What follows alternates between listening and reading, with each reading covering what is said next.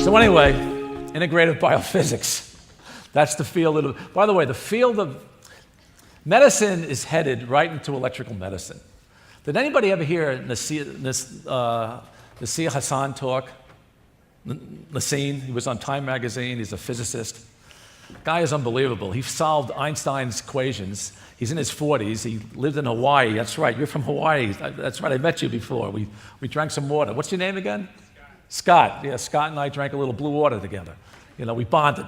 And it's amazing that you know Nassim. He's a good friend. Oh, smartest guy I've ever met. And he's with the Resonance Project. Oh, okay, good. Thank you for that proper pronunciation. That's the right pronunciation, Scott? Yes, but I'm Scott. That's Scott. All right. But anyway, when I met Nassim, we were talking about zeta potential. And because I was looking for a perfect water, and we were talking about zeta potential, how the zeta potential thins the water. It's like water being wetter.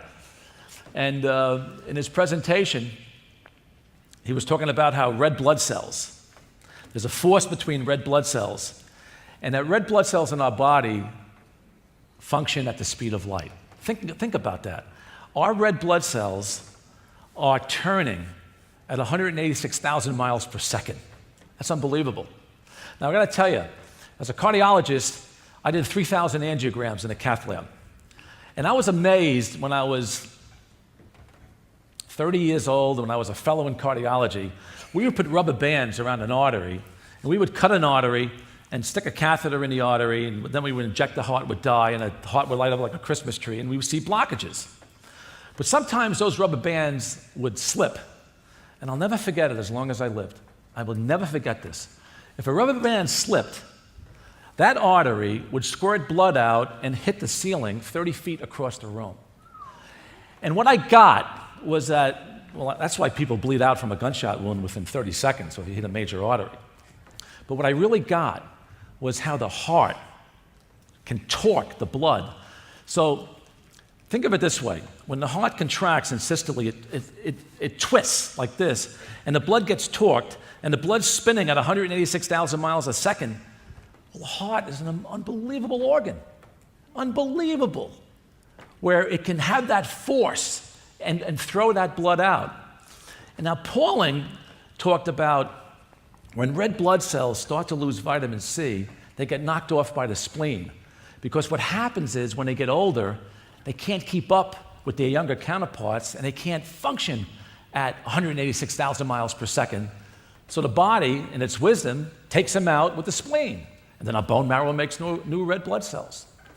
So, in essence, we're electrical beings. You know, we're not flesh and bones. We're electric. We're electric. So,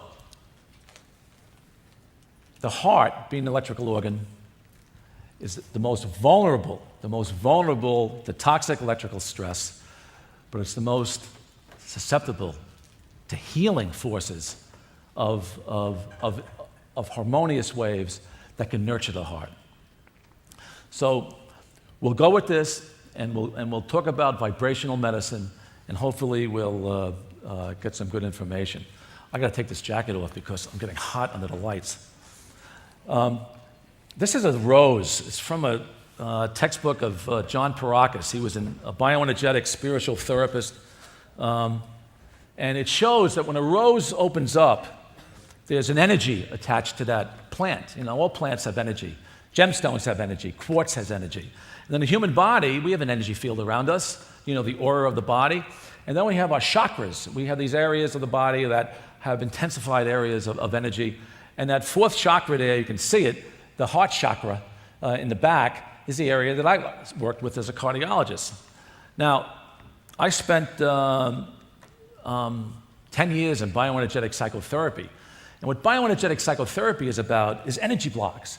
If you have an energy block in your body, the energy becomes stagnant, well, that section of the body can be prone to disease. For example, people who are constipated all the time or obstipated, they don't move, are more prone to bowel cancer. You know, as an example, people who don't breathe right, frozen diaphragms, barrel chest, with a lot of heartbreak don't expand their chest get coronary disease. And there's a lot of science behind it. You know, they put out more thromboxane, their blood clots faster, they don't breathe as well. But anyway, in heart disease, I wrote the book Heartbreak in Heart Disease back when I was 42 years old. And what I got when I wrote that book was that how powerful emotional factors are in heart disease. It's almost like cancer. You know, with cancer, I mean, every patient that I know with cancer has some sort of emotional conflict going on, either consciously or unconsciously. In cardiac disease, there's an emotional conflict, but it has more to do with heartbreak and the loss of unconditional love.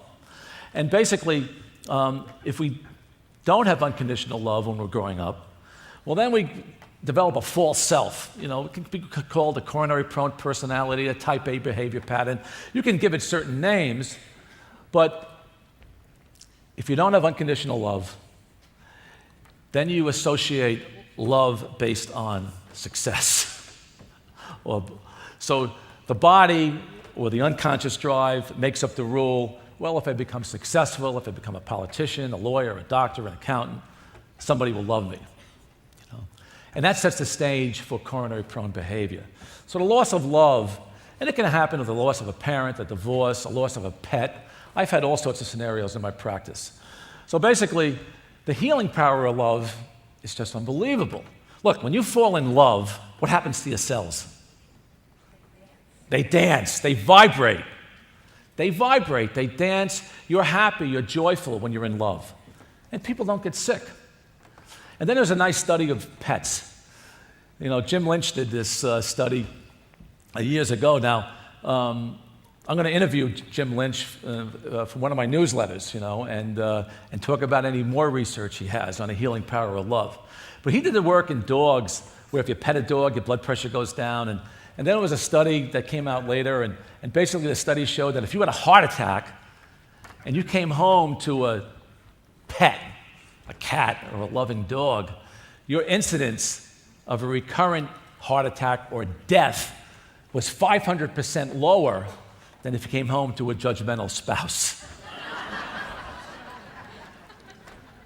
So when I read that article, I got 3 dogs. I have 2 chows and an elk-hound. And my elk-hound, Charlie, he passed away about 4 years ago. He was 16. And the vet said, I've never seen a dog with a stronger heart. And Charlie's been taking CoQ10 for 15 of his 16 years. And then I had Chewy, my chow, which absolutely was the most loving dog I've ever had in my life. She had an angel in her. I am convinced she had an angel in that body. And we lost her this year in January at 14. You know, and now I have another chow. She's 11. And I have to tell you, when you make contact with an animal and you look in their eyes and you make contact and you can take in that love of that 4-legged creature, oh man, it's incredible. Now, for you ladies out there who have a tough time trusting the opposite sex, and if you men have the same problem with the opposite sex, pays to get a dog of the opposite sex. I mean, you can save $100,000 in psychotherapy, you know? It works. It absolutely works. So pets are a must. So anyway, I was driving yesterday, and I saw this, I'm at a light, and there's this beautiful Malamute, and I used to have an Alaskan Malamute, a real one from Alaska, because I practiced in Alaska for a while. I was a young doctor up there. And this dog pokes his head out, and he has these almond eyes, and he's a beautiful marked Malamute. And I said to the driver, I said, Malamute or Husky? And he goes, I don't know, I just picked it up from the pound. And I said, good for you, you know, and anyway, go to a pound and adopt something, you know, and, you know, give it a home. Anyway, bioenergetic medicine. That was kind of interesting. I studied bioenergetic psychotherapy when I came out of my residency and fellowship. And now I'm talking about bioenergetic medicine. Well, it's a study of energy transformation. So every cell must have a way of obtaining energy. Now, detoxification is also an energetic process. When my son was sick, his temperature went down to 95 degrees. When you're sick, your body temperature goes down because you don't have the energy, you can't produce the ATP. It takes an enormous amount of ATP to keep the body up to 98.6. So sick people have lower energy, they have lower temperature.